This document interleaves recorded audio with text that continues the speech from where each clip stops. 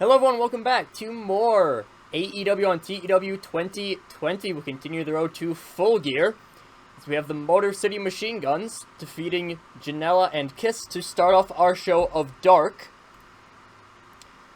Chris Bay then defeats 8 of the Dark Order. Mayu Iwatani defeats Danny Jordan. Marco Stunt defeats Pineapple Pete. Orange Cassidy defeats Matt Cardona. Killer Kelly defeats Big Swole. Hayabusa the Third, or Hayabusa 3, I don't know. Hayabusa defeats Serpentico. Thunder Rosa defeats Serena Deeb. Priscilla Kelly defeats Penelope Ford. Sean Spears defeats Scorpio Sky. And Wardlow defeats Dustin Rhodes. Our show of Dynamite begins with Darby Allin in the ring, and he has a microphone in hand, and he kind of just, he's talking. He hasn't really talked all too much, and he just says, Taz, you really think you can get one over me? You've been trying to jump me week after week. Now you've challenged me to find some friends. Well, let me tell you that I've already done that, so it's my turn.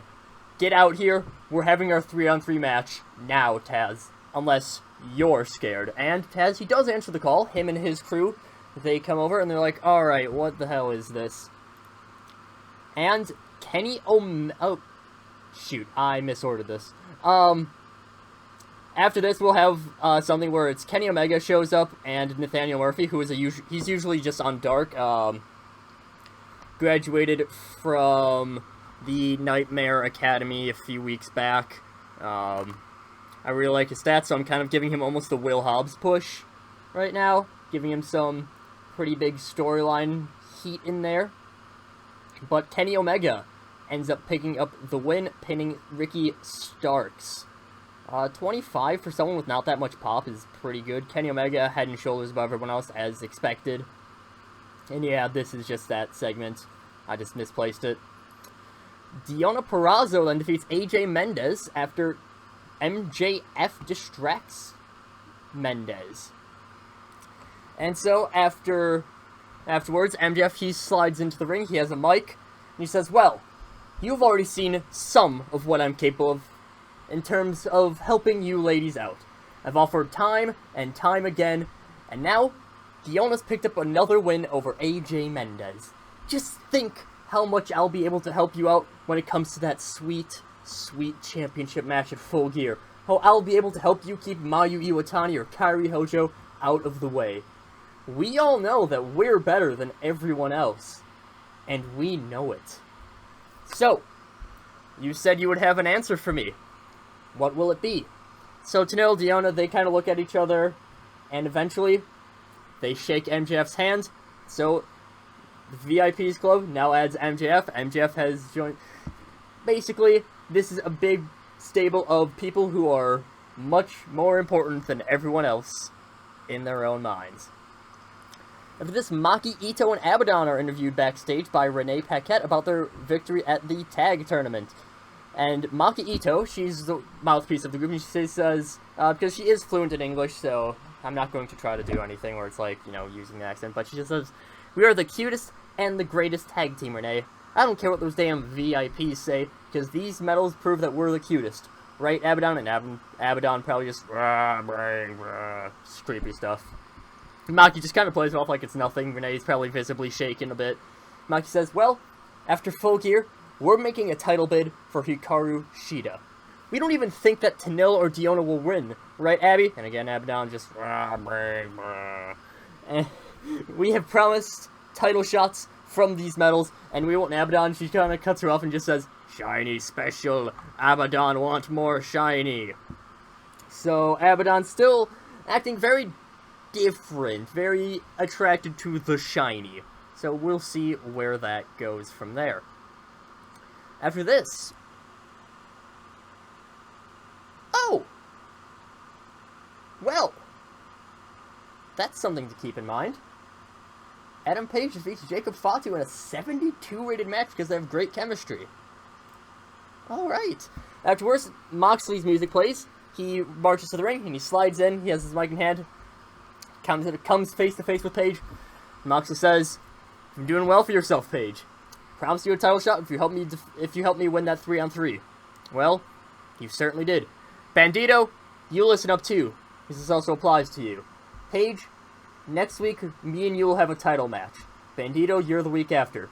You've earned it, and I follow through on my promises. So, of course, a few weeks back, John Moxley, Adam Page, and Bandito teamed up to take down, what was it? It was Brian Cage Miroslav and Chris Jericho. And Moxley said that, if he won, he would give Page and Bandito a title shot, so that's what we're working towards for the next few weeks. Okay. That's interesting. I can work with that. The Vision defeated the Best Friends. I changed it a little bit so that instead of a blackout to a double stomp, it's just I talked with some other people about this. Just a powerbomb. Like, Lance Archer has them up in a powerbomb position. Matt Sydal, Meteora onto them. And there we go.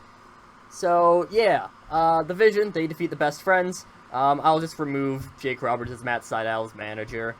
It's fine. Afterwards, FTR's music plays and the tag champs come out. And they say, mainly Kurt Angle says, you've done some damn good work for a brand new team, Vision, but we can't give you a title shot off the bat. Nah, I think instead we should have a nice old number one contenders match next week. You versus the Bucks versus the Lucha Bros versus the Motor City Machine Guns. Whoever wins gets to set the pay-per-view. Yeah, Motor City Machine Guns, they're new. They've only 1-1 at this point, including a win on Dark. They haven't won on Dynamite yet, but they are the Motor City Machine Guns. Afterwards, Kurt Angle, he continues and he says, don't worry, we've noticed how this tag division's getting tougher, so we've brought in some extra cavalry, and he's sure as hell going to be fighting a lot with us. Some new music plays, almost similar to what you have for the Kurt Angle, and Charles Betts debuts. Chad Gable, Shorty G, yeah, Charles Betts. I imagine, all of them, they're all looking nice. They're all wearing suits. Dax and Cash, they got the tag titles over their belts. Kurt Angle's got a nice suit on. Charles Betts, he's got a nice suit on. Probably no tie, because, only Kurt Angle's the one with a tie. And then, Kurt continues, and he says, Mr. Brody Lee, since winning that damn championship, you've been doing nothing. Charles Betts is going to take you on, whether you want him to or not. At Full Gear, FTR will reign even more supreme, because you all will face the Revolution. This is actually kind of true. I haven't really done too much with Brody Lee since winning the TNT title. I am still definitely working on my story writing abilities, because I'm still not the best at it, but it's a work in progress. After this, we just kind of have another vignette that's the Godfather Private Party, and SU, they're kind of just chilling out. They're at a beach house in California this time. Kaz and Daniels, they're still not interested. Yeah, it's kind of building that up. This is very much an undercard storyline, but it is a storyline nonetheless. Then, kind of just to fill some time, the Butcher and the Blade defeat the Natural Nightmares. Then there's a cut backstage where Miro is holding Renee Paquette up by her hair, and he yells into a camera and says, So, Moxley, you want to give Page and Bandito a title shot ahead of me, despite them not having to do anything? Well, that's utter bullshit. You are dead to me, Moxley. You've made a mistake, and you've made too many mistakes too many times. I will end your reign, and I know just how. You try to play mind games, Moxley. Well, I can too. He shoves the cameraman out of the room that he's in, imagining like a locker room. Slams the door shut. You can hear table breaking. Cameraman ends up re-entering. Renee Paquette, she's on the ground unconscious. Miro's staring at the camera. He's fucking pissed right now. Realistically, they only have this so that Renee doesn't actually have to take a bump. So, yeah, maybe this is... I was about to say maybe this is a taped segment, but I was also kind of imagining that the camera just follows Miro as he marches down to the ring and defeats Bandito. But afterwards, Moxley, he heads into the ring. He's laying into Miroslav. He's got a kendo stick. He's got a chair. He's just walloping Miro. And eventually, Mox, he doesn't even have a mic. He's just yelling. The camera's picking it up. Steel cage match, no escapes for the title at Full Gear.